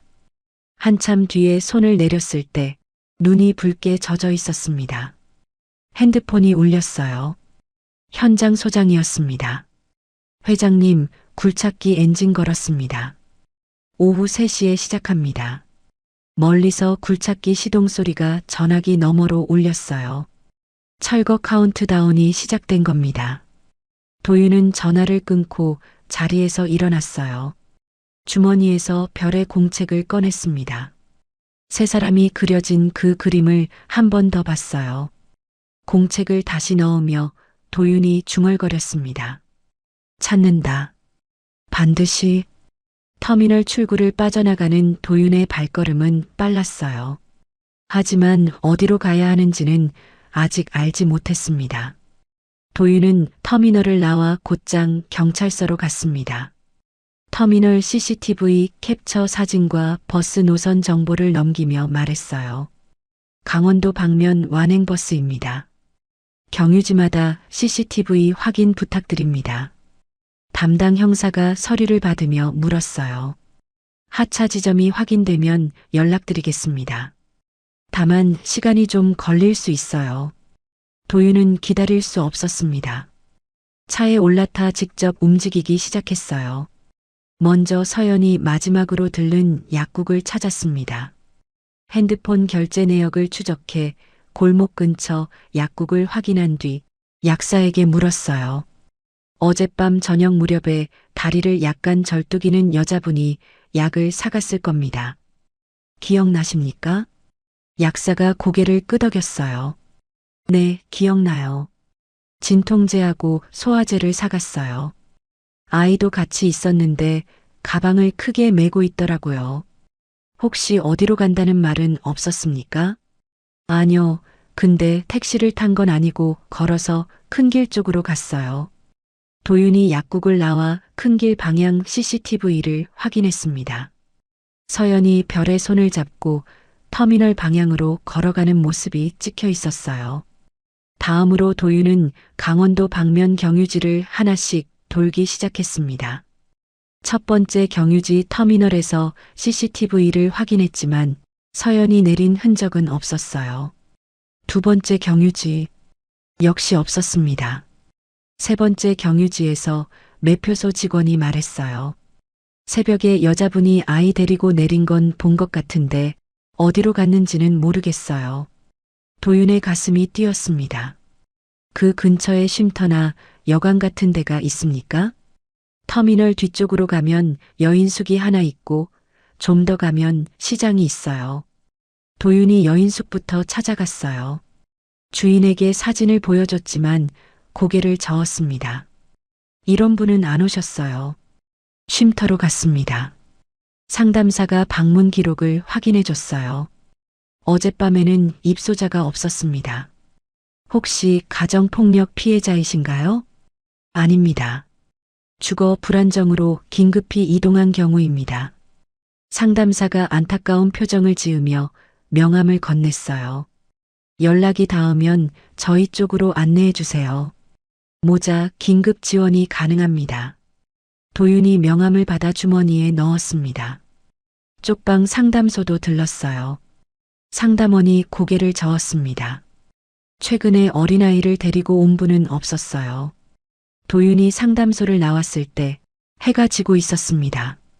하루 종일 돌아다녔지만 서연의 흔적은 끊겨 있었어요. 차에 올라타 핸들 위에 이마를 대고 눈을 감았습니다. 별의 가방에서 꺼낸 공책이 조수석에 놓여 있었어요. 세 사람이 그려진 그림의 모서리가 살짝 접혀 있었습니다. 핸드폰이 울렸어요. 경찰이었습니다. 서 회장님, 별이라는 아이 이름으로 보호시설 이송시도 기록이 확인됐습니다. 구청 아동복지과에서 어제 오후에 접수된 건이에요. 도윤의 눈이 커졌습니다. 누가 접수한 겁니까? 이해관계자 명의로 되어 있는데 구체적인 인적사항은 확인 중입니다.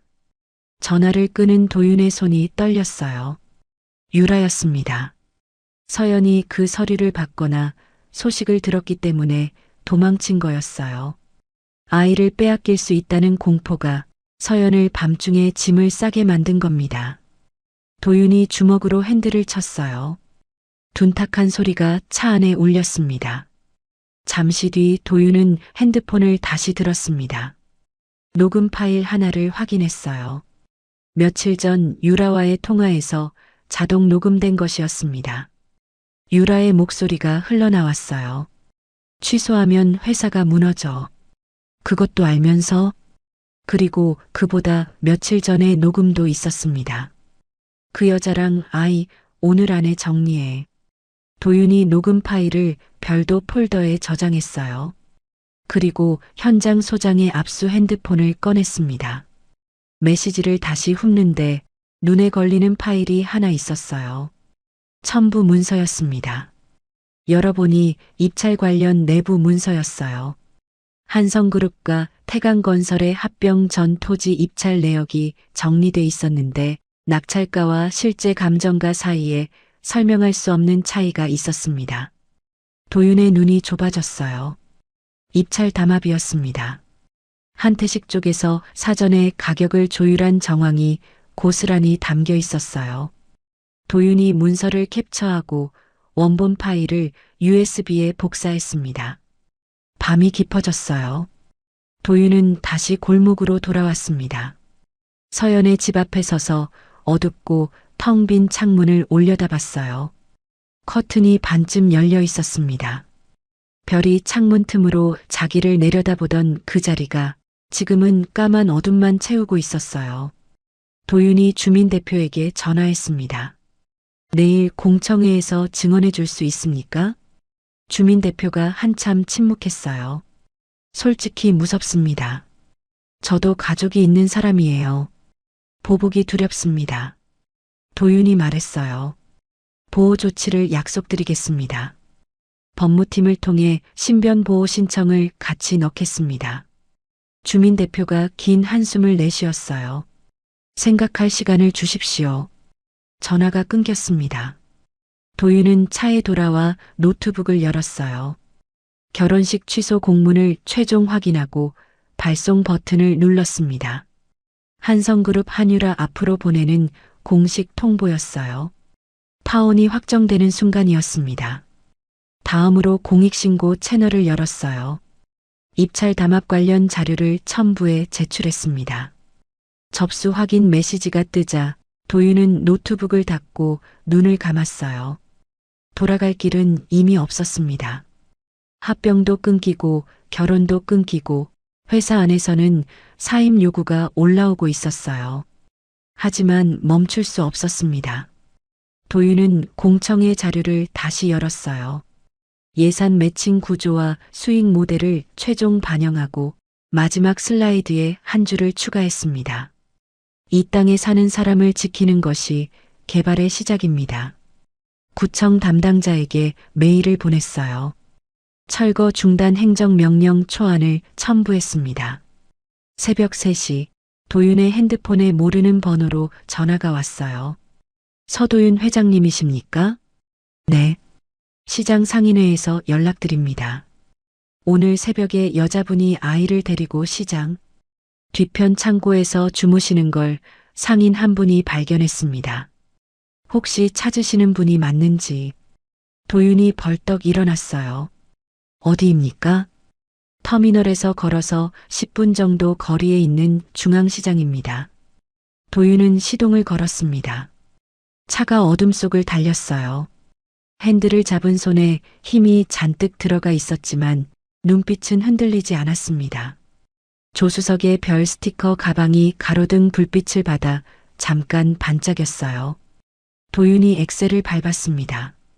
새벽 4시 반 도윤이 중앙시장에 도착했습니다. 시장은 아직 열리기 전이었어요. 철문이 내려진 가게들 사이로 새벽 공기가 차갑게 흘렀습니다. 상인의 관계자가 손전등을 들고 기다리고 있었어요. 이쪽입니다. 시장 뒤편 골목을 돌아가자 작은 창고가 보였어요. 문이 반쯤 열려 있었습니다. 도윤이 안을 들여다봤어요. 박스 위에 얇은 담요를 깔고 서연이 별을 안은 채 웅크려 있었습니다. 별은 엄마 품에 얼굴을 묻고 잠들어 있었어요. 서연의 눈만 어둠 속에서 빛나고 있었습니다. 잠을 자지 못한 눈이었어요. 도윤과 눈이 마주쳤습니다. 서연의 입술이 달싹거렸지만 소리가 나오지 않았어요. 도윤이 창고 문턱에 앉으며 낮게 말했습니다. 찾았다. 그 한마디에 서연의 어깨가 떨렸어요. 참고 있던 것이 무너지는 것처럼 고개가 천천히 숙여졌습니다. 아이를 데려간다는 서류를 봤어. 서연의 목소리가 갈라져 있었어요. 구청에서 온 건지 그 여자가 보낸 건지 모르겠는데 별이 이름이 적혀 있었어. 보호시설 이송이라고. 서연이 별의 머리를 감싸 안으며 말했습니다. 이것만큼은 안 돼. 이것만큼은. 도윤이 외투 안주머니에서 서류를 꺼냈어요. 보호명령 신청서와 임시 거주권 서류였습니다. 이거 아이와 너를 법적으로 보호하는 서류야. 보호시설 이송을 막을 수 있어. 서연이 서류를 받아들었어요. 어둠 속에서 글자를 읽으려고 눈을 가늘게 떴습니다. 그리고 오늘 공청회에서 끝낸다. 서연이 고개를 들었어요. 공청회? 철거를 막을 수 있는 마지막 자리야. 같이 가자. 서연이 한참 동안 도윤을 바라봤어요. 새벽 공기 속에서 두 사람의 숨소리만 들렸습니다. 별이 뒤척이며 눈을 떴어요. 도윤을 보더니 잠이 덜 깬 목소리로 말했습니다. 아저씨, 여기까지 왔어? 도윤이 입꼬리를 올리며 고개를 끄덕였어요. 응, 데리러 왔어. 별이 엄마를 올려다봤습니다. 서연이 별의 머리를 쓰다듬으며 천천히 일어섰어요. 가자. 서연의 목소리는 작았지만 흔들리지 않았습니다. 차로 돌아오는 길에 도윤이 경찰의 위치를 공유했어요. 실종 신고 해제와 함께 신변 보호 요청을 넣었습니다. 차 안에서 별이 조수석에 놓인 자기 가방을 발견했어요. 별 스티커가 붙은 가방이었습니다. 내 가방. 별이 가방을 끌어안았어요. 도윤이 룸미러로 뒷좌석을 보며 말했습니다. 떨어뜨리고 갔더라. 챙겨왔어. 별이 가방을 열어 공책을 확인했어요. 세 사람이 그려진 그림이 그대로 있는 걸 보고 안심한 듯 가슴에 안았습니다. 서연이 창밖을 바라보며 조용히 물었어요. 정말 끝낼 수 있어? 도윤이 핸들을 잡은 채 대답했습니다. 끝낸다. 서울로 돌아오는 길 비서에게서 연락이 왔어요. 회장님, 주민 대표께서 참석하겠다고 연락 왔습니다. 트럭 타고 공청회장으로 직접 오신다고 합니다. 도윤의 입가에 작은 미소가 떠올랐어요. 오늘 새벽 보호조치 약속이 주민 대표의 마음을 움직인 모양이었습니다. 이어서 담임에게서 문자가 왔어요.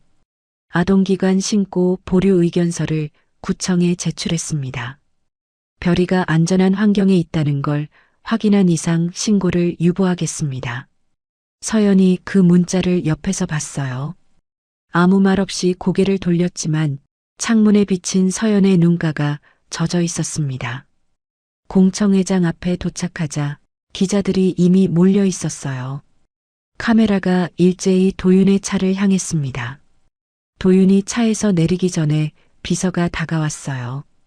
회장님, 담합 문서 원본 가져왔습니다. 비서가 서류 봉투를 건넸어요.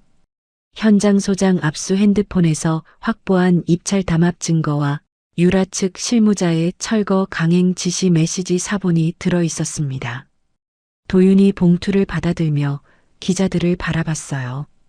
이건 스캔들이 아닙니다. 주거권 문제입니다. 도윤의 목소리가 또렷하게 울렸어요. 카메라 셔터 소리가 쏟아졌지만 도윤은 눈 하나 깜빡이지 않았습니다. 공청회장 안으로 들어서자 이사회 임원들이 앞줄에 앉아 있었어요. 도윤은 전환 모델 수익표를 한 부씩 배포했습니다. 구청 실무자가 손을 들었어요. 예산 근거를 제시해 주십시오. 도윤이 매칭 계획서를 펼쳤습니다.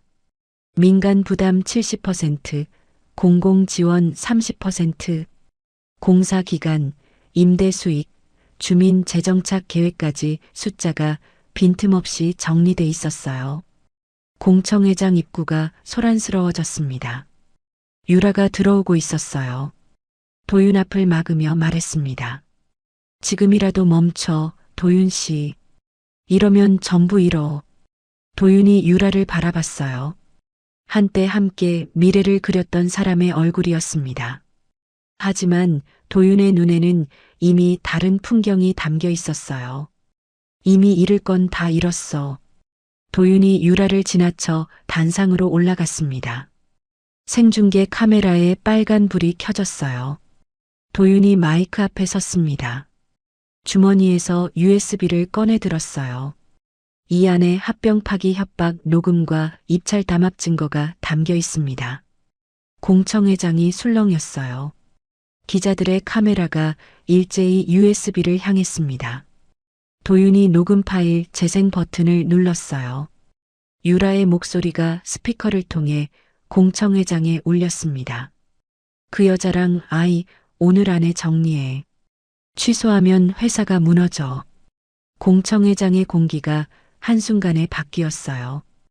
웅성거림이 파도처럼 번졌습니다. 유라의 얼굴이 하얗게 질렸어요. 입술이 벌어졌지만 소리가 나오지 않았습니다. 바깥에서 철거 재개 예정 시간을 알리는 방송이 울렸어요. 오후 3시까지 2시간 남았습니다. 카운트다운이 시작된 겁니다. 도윤이 마이크를 잡은 손에 힘을 주었어요. 지금부터 이 자리에서 모든 걸 말씀드리겠습니다. 공청회장이 조용해졌습니다. 수백 개의 눈이 도윤을 바라보고 있었어요. 뒷자리에서 서연이 별의 손을 꼭 잡고 앉아 있었습니다. 별이 엄마를 올려다봤어요. 서연이 작게 고개를 끄덕였습니다. 괜찮아, 라는 뜻이었어요. 도윤이 마이크 앞에서 첫 마디를 꺼냈습니다.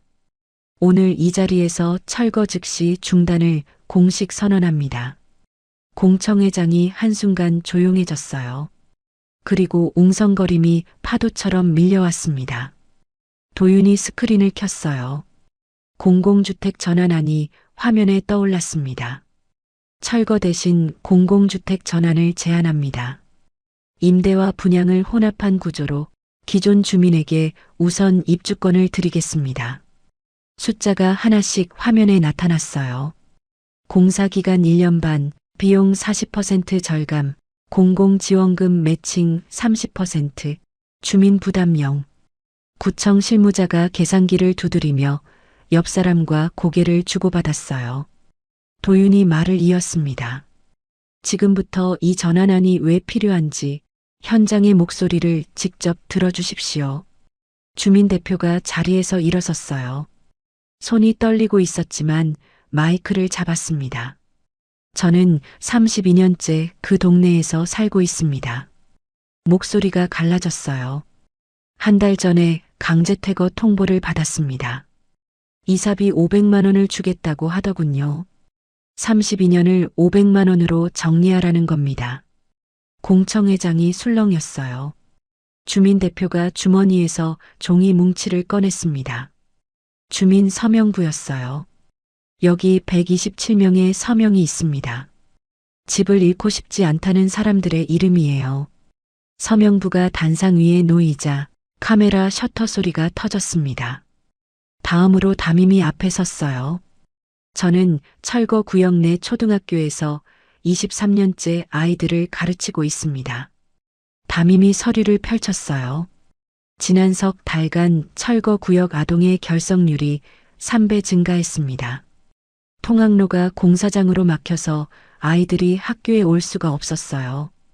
담임의 눈이 붉어졌지만 목소리는 단단했어요. 아이들의 등교할 권리를 어른들이 빼앗으면 안 됩니다. 공청회장 분위기가 확연히 달라지고 있었어요. 처음에 팔짱을 끼고 앉아있던 구청 관계자들이 자세를 고쳐 앉았습니다. 도윤이 다시 마이크를 잡았어요. 이제 이 철거가 어떻게 진행되어 왔는지 보여드리겠습니다. 스크린에 CCTV 영상이 떴어요. 현장 소장이 유라 측 실무자와 컨테이너 뒤에서 만나는 장면이었습니다. 도윤이 설명했어요. 현장 소장이 외부 이해관계자와 비밀리에 접촉하며 철거 강행 지시를 받고 있었습니다.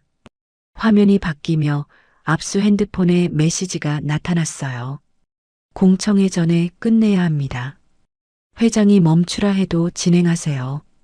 철거 강행하면 인센티브 별도 지급. 공청회장에서 탄식이 터져나왔어요. 유라가 자리에서 벌떡 일어났습니다. 합병 파기합니다. 태강건설은 끝이에요. 하지만 기자들은 유라를 향해 다른 질문을 던졌어요. 한유라 씨, 입찰 담합 의혹에 대해 답변해 주시겠습니까? 한성그룹 측에서 사전에 낙찰가를 조율했다는 문서가 나왔는데 사실입니까? 유라의 얼굴이 일그러졌어요. 입술이 벌어졌다 다쳤습니다. 대답 대신 가방을 집어들고 출구로 향했지만 문 앞에서 발이 멈췄어요. 수사기관 관계자 2명이 서 있었습니다. 한유라 씨, 입찰 담합 관련 참고인 출석을 통보드립니다. 유라의 손에서 가방 끈이 미끄러졌어요. 그 순간 공청회장 스피커에서 소리가 흘러나왔습니다. 도윤이 재생 버튼을 누른 것이었어요. 한태식의 목소리였습니다. 전화 통화 녹음이었어요. 지연하면 합병 파기야. 자금 집행 걸어. 한 푼도 내보내지 마. 스피커폰으로 공개된 한태식의 육성에 공청회장이 얼어붙었습니다. 기자들의 카메라가 일제히 스피커를 향했어요. 웅성거림이 걷잡을 수 없이 커졌습니다. 도윤이 마이크를 잡고 조용히 말했어요. 이것이 지금까지 이 철거를 밀어붙인 구조입니다. 합병이라는 이름 아래 주민의 삶을 담보로 잡은 겁니다. 구청 담당자가 자리에서 일어섰습니다. 손에 서류를 들고 있었어요. 구청에서 긴급 협의 결과를 말씀드리겠습니다. 공청회장이 조용해졌어요. 해당 구역에 대한 철거 중단 행정명령을 발표합니다. 공공주택 전환 검토가 완료될 때까지 모든 집행을 중지합니다. 주민들 사이에서 탄성이 터졌어요. 누군가가 박수를 치기 시작했고 그 박수가 공청회장 전체로 번졌습니다. 도윤이 비서에게 전화했어요. 현장에 철수 명령 내려. 현장에서 무전이 울렸습니다. 전 장비 후진. 철수. 굴착기 엔진이 하나씩 꺼졌어요. 거대한 팔이 천천히 접히며 뒤로 물러났습니다. 인부들이 안전모를 벗고 서로 얼굴을 바라봤어요. 유라 측 법무팀이 공청회장 밖에서 기자들에게 말했습니다. 후속 법적 조치를 검토하겠습니다. 하지만 카메라는 이미 그쪽을 비추고 있지 않았어요. 기자들은 주민들의 환호와 도윤의 발표를 담느라 바빴습니다. 공청회가 끝난 뒤 도윤은 서연과 별을 안전거처로 이동시켰어요. 법무팀을 통해 보호 명령을 접수하고 별의 인지 절차를 공식적으로 시작했습니다. 법무팀장이 물었어요. 인지 절차를 진행하면 법적으로 아버지가 됩니다. 확실하신 겁니까? 도윤이 대답했어요. 처음부터 확실했어. 다만 늦었을 뿐이야. 그리고 마지막으로 이사회에 서류를 한부 배포했습니다. 합병 없이 가능한 투자자, 직접 계약 구조였어요. 한성그룹 없이도 됩니다. 공공주택 전환 사업에 참여할 투자자 3곳이 이미 확보됐습니다. 임원들이 숫자를 확인했어요. 아무도 반박하지 못했습니다. 도윤이 회의실을 나올 때 복도 창문으로 철거 현장이 보였어요. 굴착기들이 줄지어 후진하고 있었습니다. 먼지가 가라앉은 자리에 저녁 햇살이 내려앉고 있었어요. 도윤은 창문 앞에 잠시 멈춰 섰습니다. 주머니에서 별의 공책을 꺼냈어요. 3사람이 그려진 그림. 집 한 채와 그 앞에 서 있는 큰 남자, 여자, 작은 아이. 도윤이 그림을 한참 바라보다 공책을 다시 넣었어요. 입꼬리가 아주 천천히 올라갔습니다. 처음 보는 종류의 미소였어요. 부수는 사람이 아니라 지키는 사람의 얼굴이었습니다. 1년 반 뒤 가을이었습니다. 철거 예정지였던 그 자리에 공공주택 전환 1단지라는 현수막이 걸려 있었어요. 바람에 현수막이 펄럭일 때마다 햇살이 글자 위로 부서졌습니다. 도윤은 안전모 대신 평상복 차림으로 입주 행사장에 서 있었어요. 넥타이도 없었고 구두도 아니었습니다. 운동화를 신은 발이 잔디 위에 편하게 놓여 있었어요. 주민들이 줄을 서서 새 현관 키를 받아들고 있었습니다. 키를 받는 손마다 떨림이 있었어요. 어떤 사람은 키를 쥐고 한참 동안 들여다보기만 했습니다. 주민 대표가 도윤에게 다가왔어요. 32년을 살았던 골목 대신 새 복도를 걷게 된 사람의 얼굴이었습니다. 회장님, 아니 그냥 도윤 씨라고 해도 되겠죠? 도윤이 웃으며 고개를 끄덕였어요. 감사합니다. 진심으로. 주민 대표의 눈가가 붉어졌지만 눈물은 흘리지 않았어요. 대신 도윤의 손을 두 손으로 꽉 잡았습니다. 그때 뒤에서 작은 발소리가 뛰어왔어요. 우리 집, 엄마, 우리 집이야.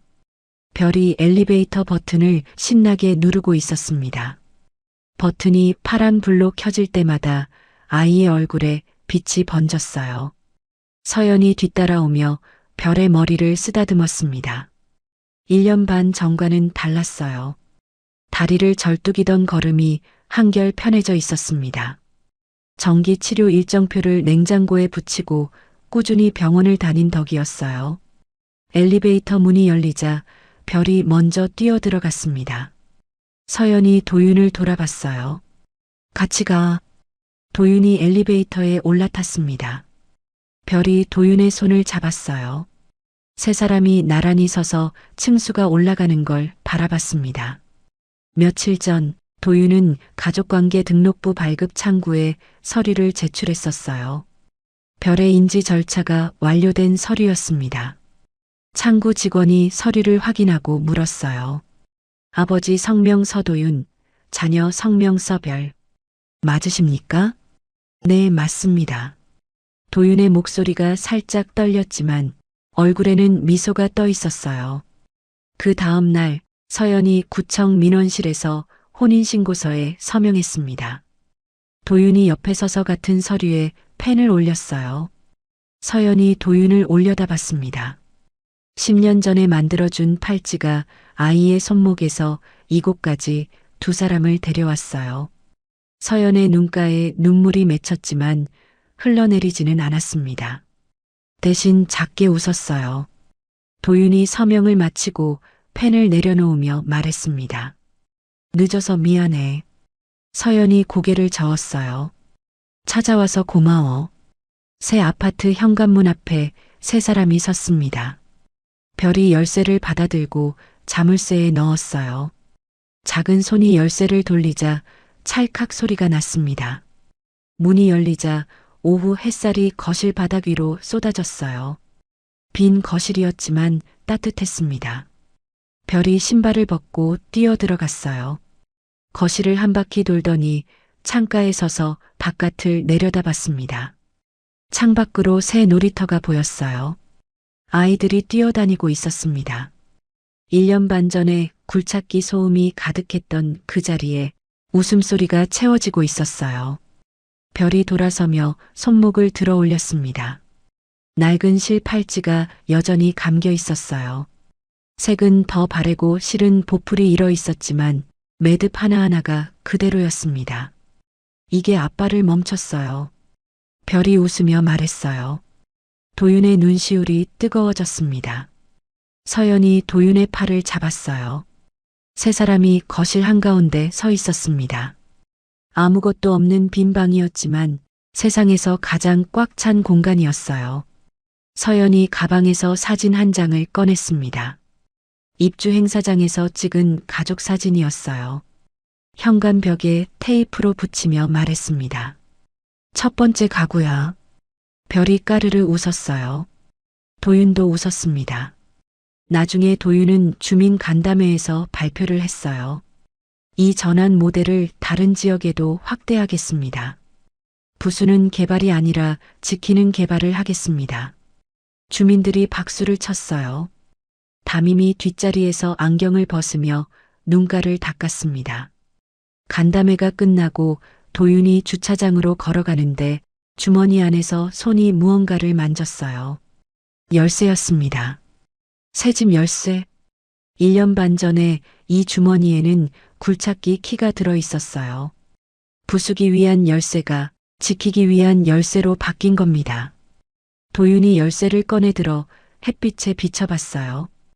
은빛이 반짝였습니다. 현관문이 열리는 소리가 났어요. 별이 복도로 뛰어나오며 소리쳤습니다. 아빠, 빨리 와. 엄마가 밥 차렸어. 도윤의 발이 멈췄습니다. 아빠라는 말이 복도에 울렸어요. 가슴 깊은 곳에서 무언가가 차오르는 걸 느꼈습니다. 뜨겁고 단단한 것이었어요. 응, 갈게. 도윤이 열쇠를 주머니에 넣고 걸어갔습니다. 현관문 안쪽에서 불빛이 새어나왔어요. 따뜻한 밤 냄새와 아이의 웃음소리가 함께 흘러나왔습니다. 도윤이 문을 열고 안으로 들어갔어요. 첫 장면에서 세상을 부수려던 그 손이 마지막에는 가족의 손을 잡고 문을 여는 손이 되어 있었습니다. 현관문이 천천히 닫혔어요. 문 위로 저녁 햇살이 길게 내려앉았습니다. 오늘 이야기 어떠셨나요? 과연 인생에서 가족만큼 중요한 게 또 있을까요? 여러분들도 오늘은 생각나는 사람께 전화 한 통 해보는 건 어떠신가요? 이야기가 재밌으셨다면 구독과 좋아요 부탁드려요. 또 흥미진진한 이야기로 찾아뵐게요. 여러분 가정에 따뜻한 행복이 가득하시길 바라며 오늘도 시청해주셔서 감사합니다. 이야기 수첩이었습니다.